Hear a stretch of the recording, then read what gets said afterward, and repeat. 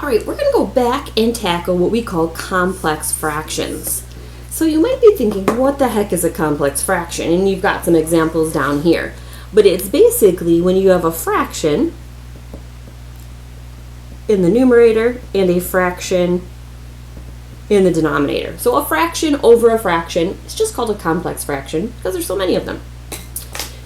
So our goal is to find the least common denominator, which we've been doing for days, from our common factors and our uncommon factors. And here's the difference. We are going to multiply the numerator, I should say multiply the numerator by the least common denominator. And then we'll reduce, and we're going to reduce, of course, by factoring and canceling or dividing.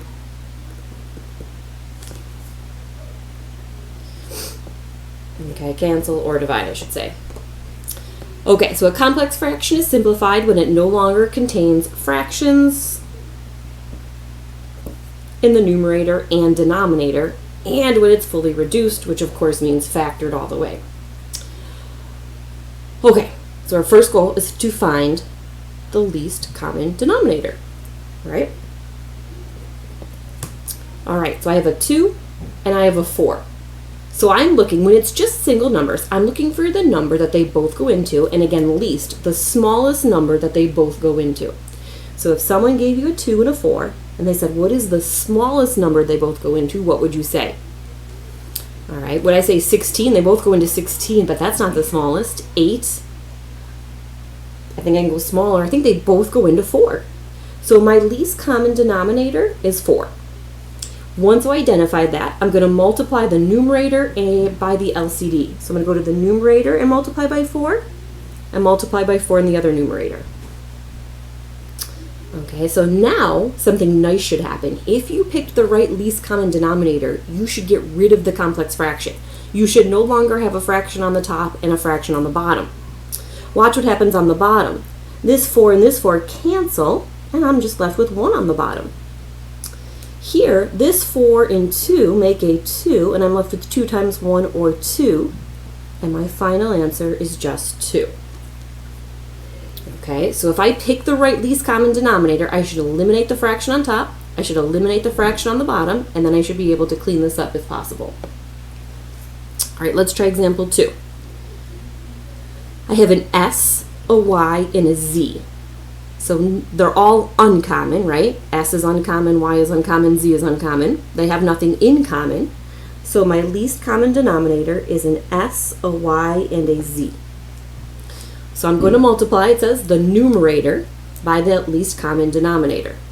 So I'm going to give an S, a Y, and a Z to the numerator, an S, a Y, and Z to the numerator, S, Y, and Z to the numerator. Now again, if I did it right, I should eliminate the complex fraction. I should not have a fraction on top. So here, this S and S can cancel. So I am left with Y times Z, and there's a plus sign. This Y and Y will cancel. So I'm left with 1 times S times Z is just S times Z. On the bottom, this Z and Z will cancel, so I'm left with SY. Okay, now, am I done? Well, I have to reduce. I have to factor and cancel if possible. So on the top, so I'm just simplifying now, I notice I have a GCS, so I can pull out a Z, and I'm left with Y plus S. And on the bottom, I'm left with S times Y. Nothing's going to cancel, because nothing is the exact same on the top and bottom, so this is simplified. All right, let's try another one. Number 3. Let's see, so I don't have a fraction, so I'm going to put this over 1 and this over 1. So if I'm looking for my least common denominator, I would say they have 2x minus 1 in common, nothing uncommon, so my least common denominator would be 2x minus 1. So I'm going to multiply the tops of everybody, the numerators, by 2x minus 1, every piece.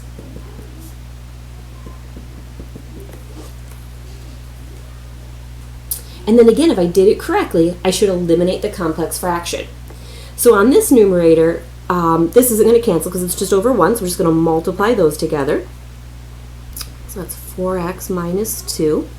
Now remember, we got that bracket, so let's be careful. Now these 2x minus 1s are going to cancel, so I'm just left with minus 11. See how we eliminated the fraction on top? On the bottom left here, I'm just going to multiply, so that's 6x minus 3. And again, the 2x minus 1s are going to cancel, so I'm left with minus 17. And then again, I'm just going to keep cleaning up my like terms here. I'm left with 4x minus 13. What is that? 6x minus 20. So my last goal, of course, is to factor and clean up. Two terms, so either GCF, perfect square, perfect cube, don't see anything there. On the bottom, I definitely have a GCF. They're both even. So I'm going to leave the numerator. I think I can pull out a 2. So I'm left with 3x minus 10.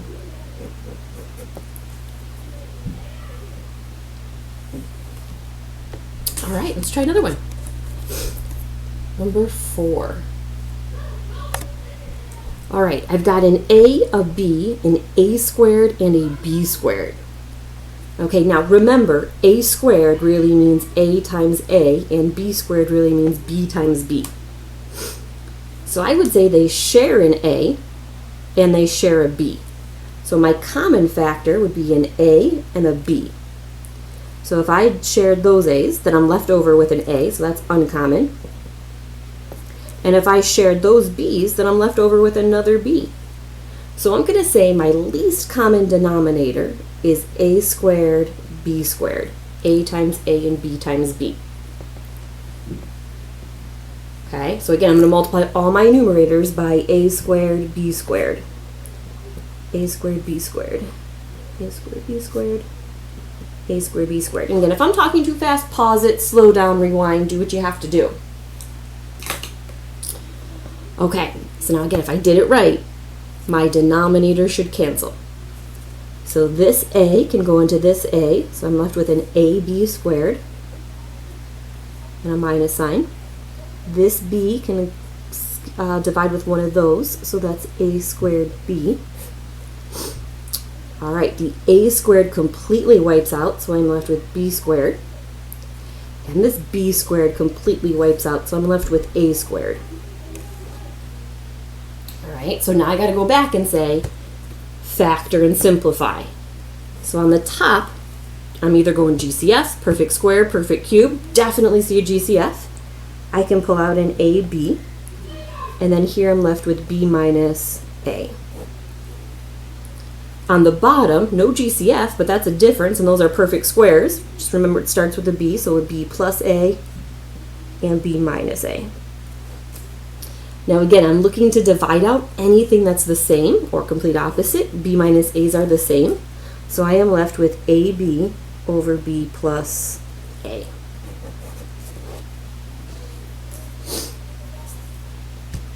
All right, we're cruising here. Number 5. Let's see. They share an x minus 4, so my common factor would be x minus 4. They share an x plus 3. That's it. There's nothing that they don't share, so my common factor is my least common denominator. So I'm going to multiply an x minus 4 and an x plus 3 to all of the numerators.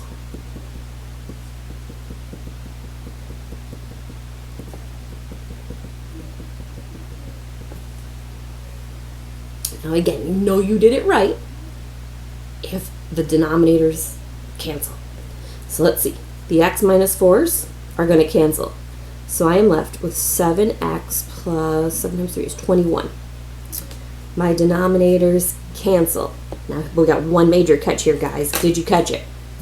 All right, I see a minus. I've got to make sure I put a bracket around this. So inside there, I have 5x minus 20. But I have to subtract all of that. So it's going to be minus 5x plus 20. That's where we need to slow down.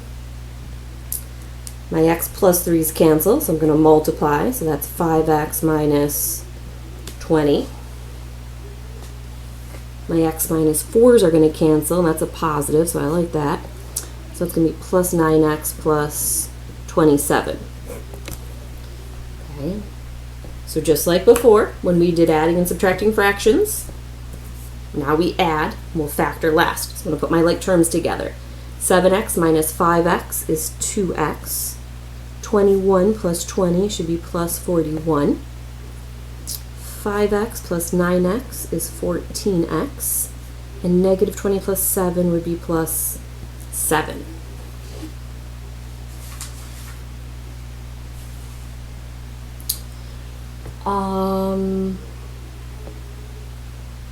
What else can I do? I can probably factor this denominator. They're both even. So I could say that's 2x plus 41. I can pull out a GCF of 7 and get 2x plus 1.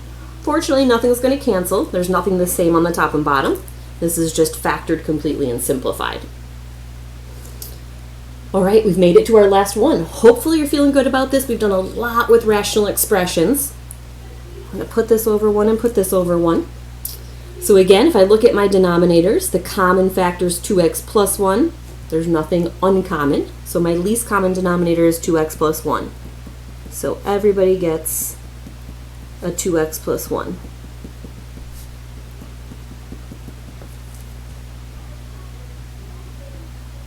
All right, here we go. These two, nothing's canceling, right? Because it's not a fraction to begin with. So I just have to multiply that out. So that's going to be 2x squared plus 3x plus x plus 3. Oh, we got a minus. Let's put our bracket up there. I'm going to put my bracket on this one too, because there's a minus. All right, the 2x plus 1s are actually going to cancel. That's good. We got rid of the complex fraction, so I just have minus 18. Here, nothing cancels, because we did not have a fraction to begin with, so 2x squared plus x. 2x plus 1s are going to cancel, so just minus 6. Okay, so I'm going to clean up. Let's see, I've got 2x squared plus 4x. 3 minus 18 is a minus 15.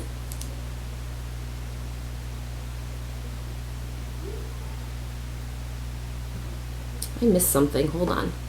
That's 2x squared. That's 6x. What am I doing? 6x. Hopefully you caught that. Plus x plus 3. And we're yelling at me.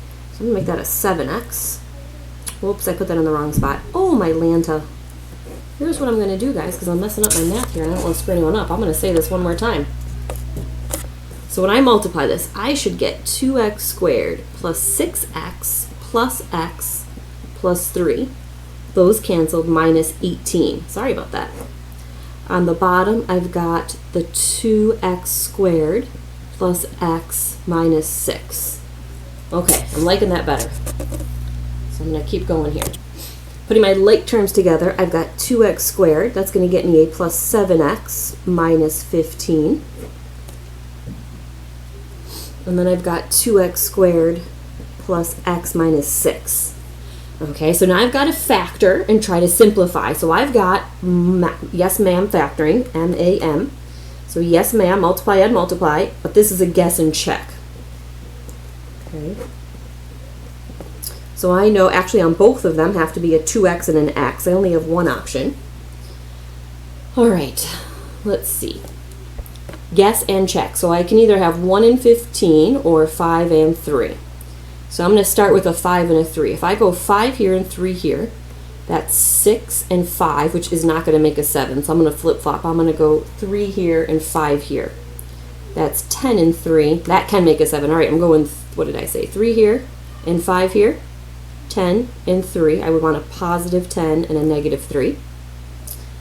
All right, so now my options for 6. I can either go 6 and 1 or 3 and 2. And I see a 3 here, so my gut's telling me to start with a 3 and a 2.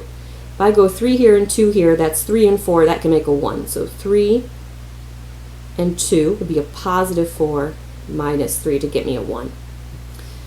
All right, and that is convenient because the 2x minus 3's will cancel.